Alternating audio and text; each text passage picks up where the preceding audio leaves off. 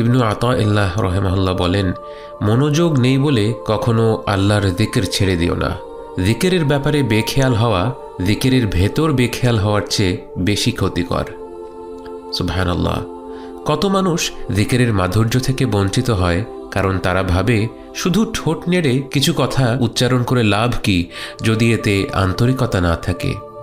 এই ব্যাপারটিকে একটি আধুনিক পার্সপেক্টিভ মনে হলেও ঠিক এই চিন্তাধারাকে উদ্দেশ্য করেই 700 বছরেরও আগে ইবনু আতাইল্লাহ রাহিমাহুল্লাহ আমাদের উপদেশ দিয়েছিলেন, ওয়াফলাতাকা আন ওয়ুজুদি যিকরিহি আশাদ্দু মিন ওয়াফলাতিকা ফি ওয়ুজুদি যিকরিহি। জিকিরের ব্যাপারে বেখেয়াল হওয়া জিকিরের ভেতর বেখেয়াল হওয়ার চেয়ে বেশি ক্ষতিকর।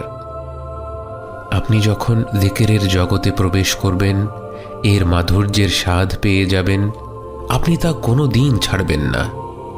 চারপাশের মানুষ যখন দুনিয়ার ব্যস্ততায় মত্ত, গাড়ি বাড়ি ধন দৌলতের পেছনে অবিরাম ছুটছে, তখন আপনি যদি নিজেকে সেখান থেকে সরিয়ে নিয়ে এসে আপনার সৃষ্টিকর্তার স্মরণে কিছুটা সময় কাটাতে পারেন, তাঁর তাসবিহ পাঠ করেন, তাঁর প্রশংসা করেন, তাঁর কাছে দোয়া করেন এবং কৃতজ্ঞতা প্রকাশ করেন, আপনি অন্তরে যে প্রসন্নতা অনুভব করবেন তা আর কোনো কিছুর সাথেই তুলনা হয় না। ভেবে দেখুন, এই পৃথিবীতে আপনি টাকা পয়সা দিয়ে সবচেয়ে আনন্দদায়ক কোন জিনিসটা কিনতে পারবেন?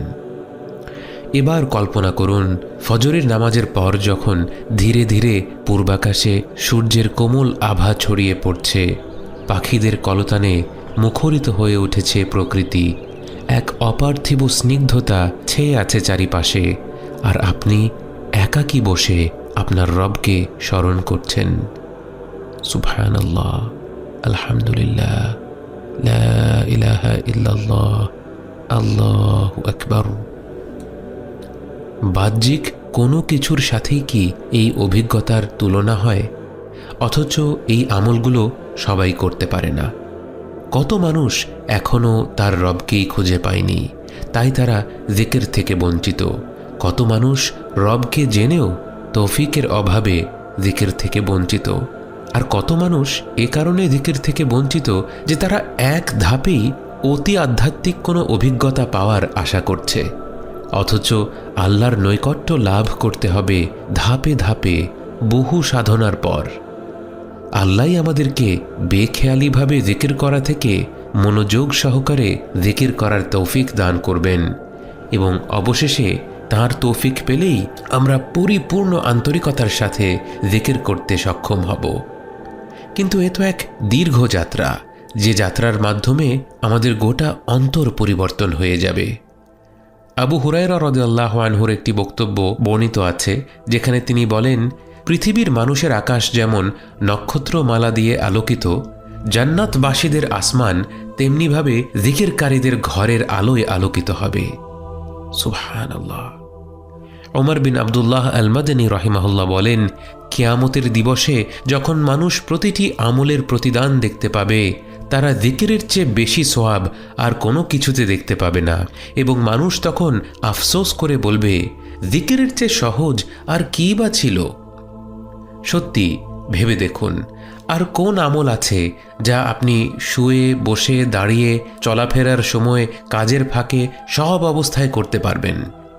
হয়তো কাজটা এতটা সহজ বলেই আমরা অনুধাবন করতে পারছি না এর পুরস্কার কতটা বিরাট।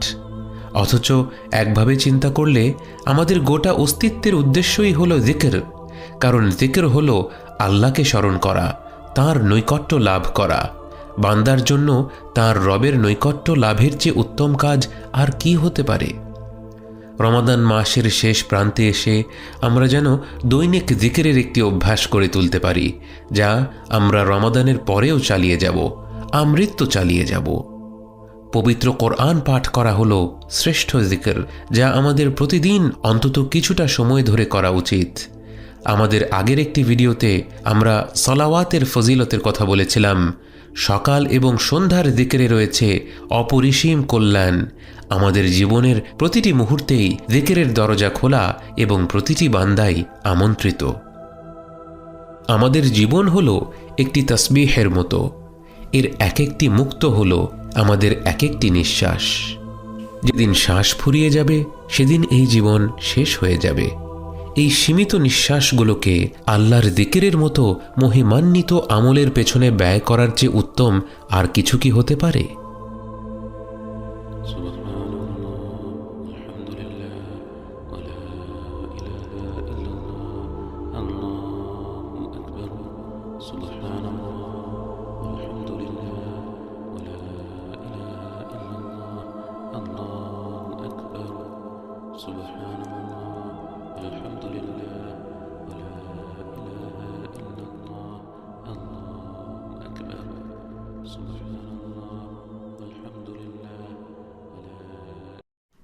ইবনু আতাইল্লাহ রাহিমাহুল্লাহ বলেন, মনোযোগ নেই বলে কখনো আল্লাহর যিকির ছেড়ে দিও না। যিকিরের ব্যাপারে বেখেয়াল হওয়া যিকিরের ভেতর বেখেয়াল হওয়ার চেয়ে বেশি ক্ষতিকর। সুবহানাল্লাহ। কত মানুষ যিকিরের মাধুর্য থেকে বঞ্চিত হয় কারণ তারা ভাবে শুধু ঠোঁট নেড়ে কিছু কথা উচ্চারণ করে লাভ কি যদি এতে আন্তরিকতা না থাকে। এই ব্যাপারটিকে একটি আধুনিক পার্সপেক্টিভ মনে হলেও ঠিক এই চিন্তাধারাকে উদ্দেশ্য করেই 700 বছরেরও আগে ইবনু আতাইল্লাহ রাহিমাহুল্লাহ আমাদের উপদেশ দিয়েছিলেন, গাফলাতাকা আন ওয়ুজুদি যিকরিহি আশাদ্দু মিন গাফলাতিকা ফি ওয়ুজুদি যিকরিহি। যিকিরের ব্যাপারে বেখেয়াল হওয়া যিকিরের ভেতর বেখেয়াল হওয়ার চেয়ে বেশি ক্ষতিকর। আপনি যখন যিকিরের জগতে প্রবেশ করবেন, এর মাধুর্যের স্বাদ পেয়ে যাবেন, আপনি তা কোনো দিন ছাড়বেন না।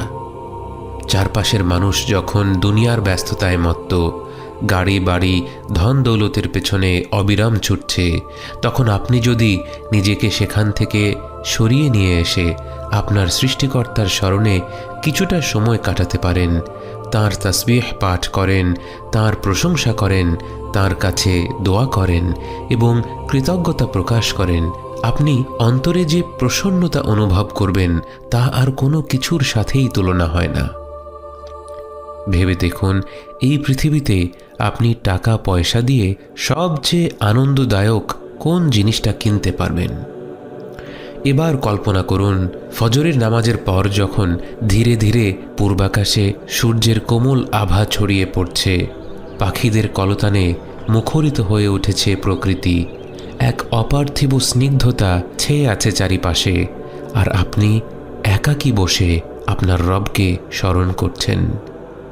সুবহানাল্লাহ, আলহামদুলিল্লাহ, লা ইলাহা ইল্লাল্লাহ, আল্লাহু আকবার। বাহ্যিক কোনো কিছুর সাথেই কি এই অভিজ্ঞতার তুলনা হয়? অথচ এই আমলগুলো সবাই করতে পারে না। কত মানুষ এখনও তার রবকেই খুঁজে পায়নি, তাই তারা যিকির থেকে বঞ্চিত। কত মানুষ রবকে জেনেও তৌফিকের অভাবে যিকির থেকে বঞ্চিত। আর কত মানুষ এ কারণে যিকির থেকে বঞ্চিত যে তারা এক ধাপেই অতি আধ্যাত্মিক কোনো অভিজ্ঞতা পাওয়ার আশা করছে, অথচ আল্লাহর নৈকট্য লাভ করতে হবে ধাপে ধাপে, বহু সাধনার পর। আল্লাহই আমাদেরকে বেখেয়ালিভাবে যিকির করা থেকে মনোযোগ সহকারে যিকির করার তৌফিক দান করবেন এবং অবশেষে তাঁর তৌফিক পেলেই আমরা পরিপূর্ণ আন্তরিকতার সাথে যিকির করতে সক্ষম হব। কিন্তু এ তো এক দীর্ঘ যাত্রা, যে যাত্রার মাধ্যমে আমাদের গোটা অন্তর পরিবর্তন হয়ে যাবে। আবু হুরায়রা রাদিয়াল্লাহু আনহুর একটি বক্তব্য বর্ণিত আছে, যেখানে তিনি বলেন, পৃথিবীর মানুষের আকাশ যেমন নক্ষত্রমালা দিয়ে আলোকিত, জান্নাতবাসীদের আসমান তেমনিভাবে যিকিরকারীদের ঘরের আলোয় আলোকিত হবে। সুবহানাল্লাহ। ওমর বিন আবদুল্লাহ আল মাদানী রাহিমাহুল্লাহ বলেন, কিয়ামতের দিবসে যখন মানুষ প্রতিটি আমলের প্রতিদান দেখতে পাবে, তারা যিকিরের চেয়ে বেশি সওয়াব আর কোনো কিছুতে দেখতে পাবে না, এবং মানুষ তখন আফসোস করে বলবে, যিকিরের চেয়ে সহজ আর কী বা ছিল। সত্যি ভেবে দেখুন, আর কোন আমল আছে যা আপনি শুয়ে বসে দাঁড়িয়ে চলাফেরার সময় কাজের ফাঁকে সব অবস্থায় করতে পারবেন? হয়তো কাজটা এতটা সহজ বলেই আমরা অনুধাবন করতে পারি।